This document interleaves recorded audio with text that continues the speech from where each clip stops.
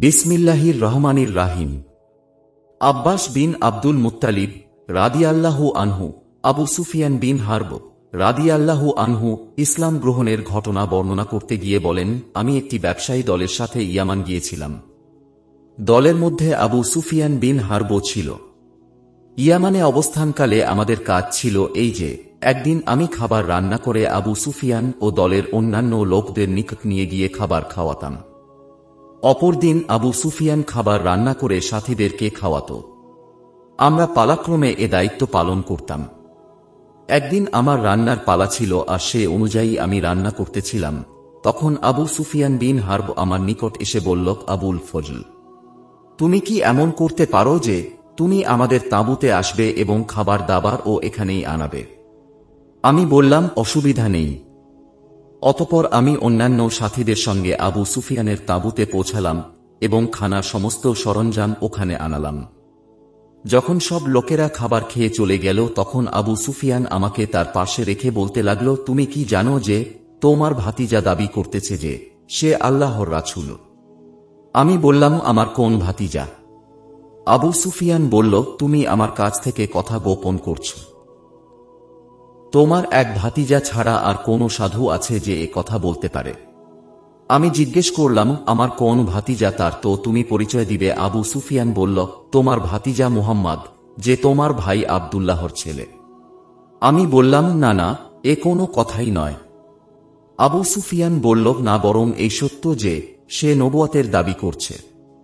অতঃপর আবু সুফিয়ান, না, বরং এই সত্য যে সে নবুয়তের দাবি করেছে। অতঃপর আবু সুফিয়ান তার ছেলে হানজালা বিন আবু সুফিয়ানের পাঠানো চিঠিটি বের করে আমাকে দেখাল, যার বিষয়বস্তু ছিল নিম্নরূপক। সকালে মুহাম্মদ বাতহা মক্কার একটি উপত্যকায় দাঁড়িয়ে লোক সমাবেশে ঘোষণা করেছে যে আমি আল্লাহর রাসূল। আমি তোমাদেরকে আল্লাহর পথে আহ্বান করছি। আমি বললাম, আবু হানজালা, হয়তো বা সে সত্য বলেছে। আবু সুফিয়ান তাড়াতাড়ি বলতে লাগল, আবুল ফজল, তুমি চুপ থাকো। আল্লাহর কসম, আল্লাহর ওয়াস্তে তুমি এমন কথা বলবা না। আমার ভয় হচ্ছে যে তুমি চিন্তা ভাবনা না করেই তার দাবিকে বিশ্বাস করে বসো। অতঃপর আবু সুফিয়ান বলল, হে আব্দুল মুত্তালিবের বংশধর, আল্লাহর কসম, কুরাইশদের দাবি হল এই যে তোমরা মানুষের জন্য মঙ্গলকর হও আবার অমঙ্গলকর হও। হে আবুল ফজল, আমি তোমাকে আল্লাহর কসম করে জিজ্ঞেস করছি, তুমি কি এ কথাটি শুনো নাই? আমি বললাম, হ্যাঁ, শুনেছি তো। আবু সুফিয়ান বলল, আবার আল্লাহর কসম করে বলছি, এই মুহাম্মদ তোমাদের পক্ষ থেকে অমঙ্গলকর। আমি বললাম, হতে পারে, অমঙ্গলকর না হয় মঙ্গলজনক হবে। এর অল্প কিছুদিন পরই আব্দুল্লাহ বিন হুজাফা সাহমী রাদিয়াল্লাহু আনহু এ সংবাদ নিয়ে ইয়ামান পৌঁছে গেলেন যে সত্যি সত্যি মুহাম্মদ সাল্লাল্লাহু আলাইহি ওয়াসাল্লাম মক্কা মুকাররমায় ইসলামের দাবি করছে, এমনকি সে নিজেও ইসলাম গ্রহণ করেছে। অতঃপর ইয়ামানের বিভিন্ন স্থানে এই নতুন দিনের প্রচার চলতে লাগল। একবার আবু সুফিয়ান ইয়ামানের এক ইহুদি আলেমের পাশে বসেছিল। তখন সে জিজ্ঞেস করল, আবু সুফিয়ান, আমি যে সংবাদ শুনেছি তার প্রকৃত ঘটনা কি? আবু সুফিয়ান বলল, একটা তো আমিও শুনেছি। ইহুদি আলেম, যে ব্যক্তি নবুয়তের দাবিদার তার চাচা এখানে কে? আবু সুফিয়ান, আমিই তার চাচা। ইহুদি আলেম, তুমি কি ওই নবুয়তের দাবিদারের পিতার ভাই? আবু সুফিয়ান, হ্যাঁ।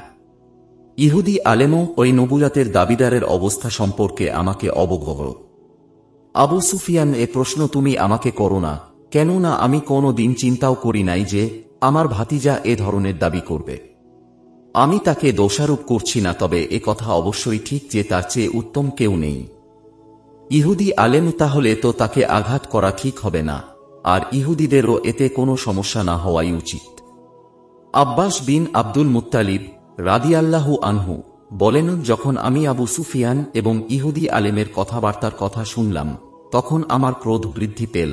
তাই দ্বিতীয় দিন আমি ওই বৈঠকে গিয়ে বসলাম যেখানে আবু সুফিয়ান এবং ইহুদি আলেম বসেছিল। আমি ইহুদি আলেমকে বললাম, আমি শুনেছি যে তুমি আমাদের মাঝে নবুয়তের দাবিদারের চাচা সম্পর্কে জিজ্ঞেস করেছ। তখন আবু সুফিয়ান বলে উঠল যে সে তার চাচা হয়। সে আবু সুফিয়ান তার আপন চাচা নয়, বরং তার পিতার চাচাতো ভাই। অবশ্য আমি তার চাচা এবং তার পিতার আপন ভাই।